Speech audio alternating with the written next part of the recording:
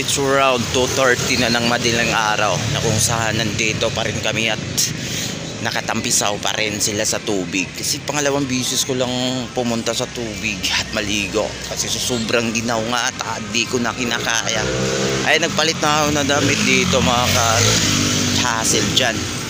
So, ngayon lang pala tayo nakabalik na mag-video kasi sobrang ng hirap. Hindi naman. Yung ginagampanan lang natin yung tungkulin na pagiging tatay. Yun nga mga ka-hassle. Ayun o. Naka-shades pa ako dito kasi sobrang sakit na ng mata ko. Pero yung mga ano ko dito, yung mga kasamaan ko, napaka tigasin pala. Napaka okay nang hindi ko masabi. Kinakain nila, lalakas at hindi giniginaw. Kaya dito na ako nagmamasid-masid tapos sa paligid. Nagsiuwian na yung mga tao dito, medyo kukunti na lang. So andito pala kami sa paraiso ni Baste, Valenzuela. Yeah.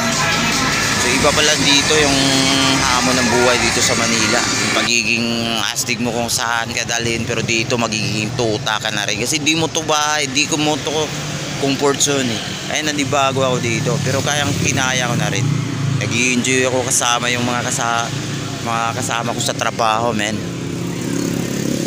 And minsan isita na nga kami ng dalawang kasama dun sa kabilang pool kasi nagtatamlingan kami dun. Hindi namin nakuna ng video kasi nga walang maghahawak sa cellphone, lahat kami naliligo na eh. May mga sliding din dito sa kabila.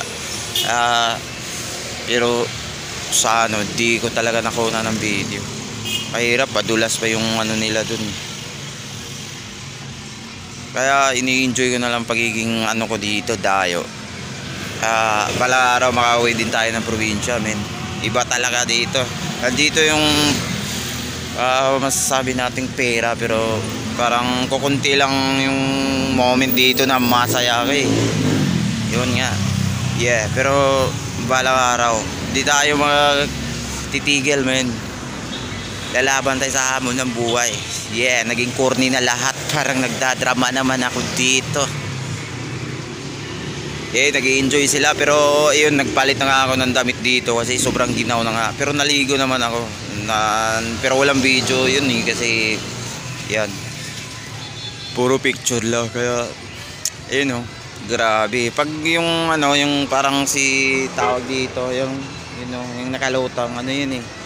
Pag lumalakas yung niya, talbog na yun, magwi-wave yan. Ay mga tao dyan parang dinadala na rin sa sa gilid.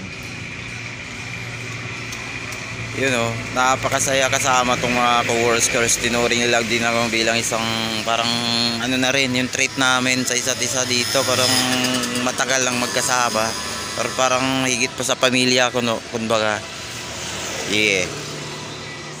So hanggang dito na lang kasi parang mga magsiuwian na yan mamaya. Yun o, may mga salbabida ba sila. Sa kabila kasi yun, medyo mababaw lang para sa mga bata yun. Ayun, ayun o, sobrang sakit na ng mata ko dyan. So hanggang dito lang. We love you all. God bless us always. Love you all.